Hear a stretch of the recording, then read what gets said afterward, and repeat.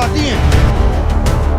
Railway की पिछले 5 साल से कोई भर्ती नहीं है, सीबीआई टीचर्स तक को हाथ खींच करके ले गए। अच्छा कि एडीक्यूटी पहले ब्लैकलिस्ट हो चुकी है, उसको फिर से टेंडर क्यों दिया? इस पर उनका कहना था कि हर सेंटर पे जा के थोड़ी देखेंगे सेंटर है कि नहीं। 55,000 बच्चों के साथ अनफेयर हुआ है, ये वो खुद मानते हैं। ये हमारा इंडिया है और ये हमारे इंडियन स्टूडेंट्स जो अपने लिए न्याय मांग रहे हैं। आज हम बात करने जा रहे हैं एक ऐसे मुद्दे पर जो लाखों स्टूडेंट के सपनों का गला घोंट रहा है, एसएससी एग्जाम स्कैम। ये कोई नई बात नहीं है, हर 2-3 साल में एक नया स्कैम, एक नया पेपर लीक, एक नया धोखा। लेकिन सवाल ये है, ये सिस्टम इतना करप्ट आखिर है क्यों हर बार स्टूडेंट के साथ ऐसा खेल खेला जाता है? और इसमें न्यूज़ चैनल्स एंड पॉलिटिशियन किस हद तक नीचे गिर चुके हैं, ये भी आज हम देखेंगे। सबसे पहले हम ये समझते हैं कि एसएससी आखिर है क्या और ये कितना इंपॉर्टेंट है। स्टाफ सिलेक्शन कमीशन यानी एसएससी, ये एक ऐसा ऑर्गेनाइजेशन है जो देश भर में गवर्नमेंट जॉब्स के लिए एग्जाम कंडक्ट करता है, जैसे कि सीजीएल, सीएचएसएल, एमटीएस और जूनियर इंजीनियरिंग पोस्ट के लिए। हर साल लाखों स्टूडेंट्स छोटे शहरों से लेकर मेट्रो सिटी तक दिन रात मेहनत करते, कोचिंग क्लासेस ज्वाइन करते, अपने परिवार का पैसा लगाते सिर्फ एक गवर्नमेंट जॉब पाने के लिए। ये एग्जाम सिर्फ एक पेपर नहीं होते, ये एक स्टूडेंट के लिए पूरे फ्यूचर का सवाल होता है। लेकिन क्या होता है हर बार सपने के साथ? क्यों ये खेल खेला जाता है? पेपर लीक्स, मिसमैनेजमेंट और करप्शन के नाम पर। वैसे आपको लग रहा होगा कि एसएससी स्कैम फर्स्ट टाइम हुआ, लेकिन ऐसा नहीं है। एसएससी स्कैम का सिलसिला कोई नया नहीं है। 2018 में जब एसएससी सीजीएल टियर 2 का एग्जाम हुआ था, तब स्टूडेंट्स ने एलिग किया था कि क्वेश्चन पेपर लीक हुआ था। सोशल मीडिया पर स्क्रीनशॉट वायरल हो रहे थे, जवाब लिखे हुए चीट्स एग्जाम सेंटर्स के बाथरूम में मिले थे। स्टूडेंट ने दिल्ली में एसएससी हेडक्वार्टर के बाहर प्रोटेस्ट किया था और आखिर में गवर्नमेंट को सीबीआई को ऑर्डर देना पड़ा। लेकिन 2025 तक आखिर क्या बदला? एसएससी सिलेक्शन फोर्स फेज 13 के एग्जाम में भी वही सब हुआ। एग्जाम कैंसिल हो गए, टेक्निकल ग्लिचेस आए, सेंटर्स गलत अलाउट किए गए और स्टूडेंट को 500 से 800 किलोमीटर तक एग्जाम देने के लिए दूर जाना पड़ा, क्योंकि एक नए वेंडर का कॉन्ट्रैक्ट दिया गया जिसका नाम है एडुक्यूटी। इसके अगर हम ट्रैक रिकॉर्ड की बात करें तो बहुत खराब है। छोटे स्केल का एग्जाम भी ये सब संभाल नहीं पाते। स्टूडेंट्स ने बताया कि वो सेंटर तक पहुंचे तो पता चला कि एग्जाम कैंसिल हो गया, ना कोई नोटिफिकेशन, सिर्फ एक नोटिस बोर्ड उनको चिपकाया हुआ मिला। और जब स्टूडेंट्स ने दिल्ली में जंतर मंतर में जाके प्रोटेस्ट किया तो क्या हुआ? दिल्ली पुलिस ने लाठीचार्ज किया, टीचर्स और स्टूडेंट इंजर्ड हुए। क्या ये कोई क्रिमिनल है? और कई टीचर्स को तो डिटेन भी किया गया। ये कैसा सिस्टम है? एक तरफ स्टूडेंट्स अपनी जान लगा देते हैं और दूसरी तरफ उनके साथ ये सब किया जाता है। और वैसे मैं आपको बता दूं कि एडुक्यूटी ये कंपनी को कई स्टेट में बैन भी किया है, क्योंकि हर एग्जाम में इनके कुछ ना कुछ एरर निकलता है और कई स्टूडेंट को परेशानी होती है। और इतना खराब ट्रैक रिकॉर्ड वाली कंपनी को इस साल फिर से कॉन्ट्रैक्ट मिल जाता है। क्या ये करप्शन नहीं है? क्या ये स्टूडेंट के फ्यूचर के साथ खिलवाड़ नहीं है? और मुझे शर्म आती है ऐसे न्यूज़ चैनल्स पे जिनका काम है सच्चाई दिखाना, लेकिन वो प्रेमानंद महाराज और हिंदू मुस्लिम करने में लगे हुए हैं। ये वो लोग हैं जो दिन भर चिल्लाते रहते हैं ब्रेकिंग न्यूज़, लेकिन जब बात स्टूडेंट के फीचर्स की आती है तो ये कहाँ चले जाते हैं। एसएससी कैम्प जब 2018 में हुआ था तो कुछ न्यूज़ चैनल्स ने इनको थोड़ी कवरेज दी, लेकिन जल्द ही बात को दबा दिया गया। आज 2025 में भी वही कहानी। एसएससी मिसमैनेजमेंट सोशल मीडिया पे ट्रेंड कर रहा है, स्टूडेंट्स अपनी आवाज़ उठा रहे हैं, लेकिन बड़े बड़े न्यूज़ चैनल आखिर है कहाँ? आखिर क्यों ये न्यूज़ चैनल एसएससी के ऑफिशियल लोगों से सवाल नहीं करते? क्योंकि इनकी प्रायोरिटी है टीआरपी और पॉलिटिकल प्रॉपर्टीज के एजेंडास को प्रमोट करना। एक न्यूज़ चैनल है आर भारत, जिसके ऑनर को आप जानते ही होंगे, जो हर टाइम चिल्लाते रहते हैं, अर्नब गोस्वामी।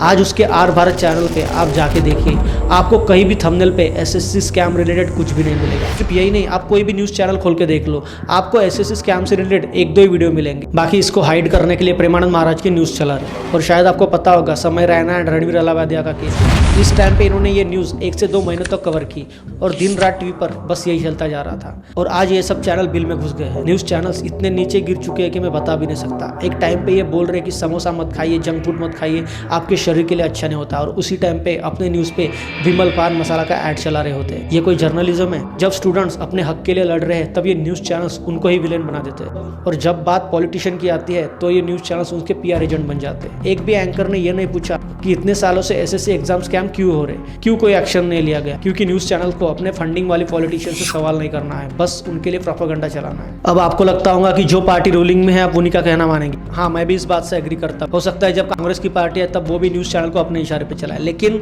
आखिर हम न्यूज़ पे भरोसा नहीं करेंगे तो कहाँ पे करेंगे? और अगर हम पॉलिटिक्स पर बात करने आए तो ये लोग तो अलग ही खेल खेलते हैं। जब 2018 में एसएससी स्कैम हुआ तब अपोजिशन के लीडर्स जैसे कि शशि थरूर और योगेंद्र यादव ने स्टूडेंट को सपोर्ट किया, सीबीआई इंक्वायरी की मांग की। लेकिन जब बात एक्शन की आती है है तो सब चुप हो जाते हैं। आज 2025 में भी वही कहानी। कांग्रेस के राहुल गांधी ने इलेक्शन रिलेटेड फ्रॉड पर तो बहुत बात की, लेकिन जब बात एसएससी स्कैम पर आई तो एक ट्वीट किया और छोड़ दिया। और अगर रूलिंग पार्टी के बीजेपी नेताओं की बात करें तो हमने सीबीआई इंक्वायरी के ऑर्डर दे दिए, बस हो गया इनका काम। लेकिन ये इंक्वायरी का नाटक कब से चल रहा है? 2018 से लेकर 2025 तक कितने लोगों को सजा हुई है? कितने बड़े वेंडर, कंपनी या ऑफिशियल्स को पकड़ा गया है? बस छोटे छोटे लोगों को पकड़कर केस बंद कर दिया जाता है। पॉलिटिशियन सिर्फ अपने वोट बैंक के लिए बोलते हैं, लेकिन स्टूडेंट के फ्यूचर के लिए कुछ नहीं करते। अब जरा सोचिए ये स्कैम का असर क्या होता है। एक स्टूडेंट जो दिन रात पढ़ता है, कोचिंग के लिए पैसे उधार लेता है, उसका जब एग्जाम कैंसिल होता है या पेपर लीक होता है तो उसके ऊपर क्या बीतती होंगी। लाखों स्टूडेंट्स तो डिप्रेशन में चले जाते हैं, कुछ स्टूडेंट्स तो एक्सट्रीम स्टेप्स उठा लेते हैं। लेकिन ये सिर्फ एग्जाम नहीं, एक परिवार का सपना होता है जो टूट जाता है। और समाज पर इसका क्या असर होता है? जब गवर्नमेंट जॉब के लिए एग्जाम करप्शन होती है तो लोग सिस्टम पे आखिर भरोसा करेंगे कैसे?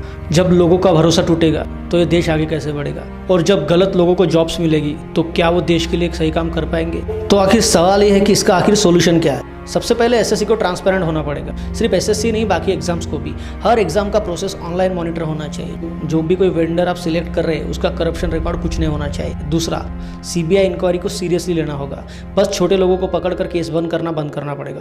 तीसरा, स्टूडेंट्स को अपनी आवाज़ उठानी पड़ेगी। सोशल मीडिया पर एसएससी मिसमैनेजमेंट, एसएससी सिस्टम सुधारो जैसे हैशटैग चला रहे हैं, इन्हें आपको भी और स्प्रेड करना पड़ेगा, आप चाहे स्टूडेंट्स हो या नहीं हो। और न्यूज़ चैनल एंड पॉलिटिशियंस को बस एक ही बात कहना चाहूँ कि ये ड्रामा बंद करो, स्टूडेंट के फ्यूचर के साथ खेलना बंद करो। अगर आप सच में देश के लिए काम करना चाहते हो तो अपने सिस्टम को ठीक करो, करप्शन को खत्म करो और स्टूडेंट्स को उनका हक दो। क्योंकि आपके बच्चे तो शायद ही जॉब ढूंढेंगे, उनको तो आपके बड़े बड़े बिजनेस से मिल जाएंगे, लेकिन मिडिल क्लास स्टूडेंट्स का क्या? और मैं आपसे भी ये कहना चाहूँगा कि दोस्तों, ये सिर्फ लड़ाई एसएससी एस्पिरेंट की नहीं है, ये हर उस इंसान की लड़ाई है जो करप्शन से तंग आ चुका है। आज हमने देखा है एसएससी एग्जाम स्कैम। हम सिर्फ करप्ट ऑफिसर को या पॉलिटिशियन को करप्ट बोलते हैं, लेकिन हम भी उन्हीं का एक पार्ट होते, क्योंकि हम भी अपने तरफ से कुछ ऑफर कर दे तभी वो लेना चाहते। और आता हुआ पैसा किसको अच्छा नहीं लगता। कुछ एग्जाम्स के लिए स्टूडेंट की एज लिमिट होती है, जैसे कि 30 के बाद वो एग्जाम नहीं दे सकता। तो मुझे आप एक बात बताओ, जिन लड़कों का ये लास्ट ईयर होगा जो एसएससी एग्जाम स्कैम हुआ, जिन लड़कों का लास्ट ईयर होगा जो अभी 30 के हो गए होंगे और जिनका अभी एग्जाम में कैंसिल हो गया, तो फिर वो नेक्स्ट टाइम तो एग्जाम दे ही नहीं पाएंगे। अभी इसमें किसकी गलती?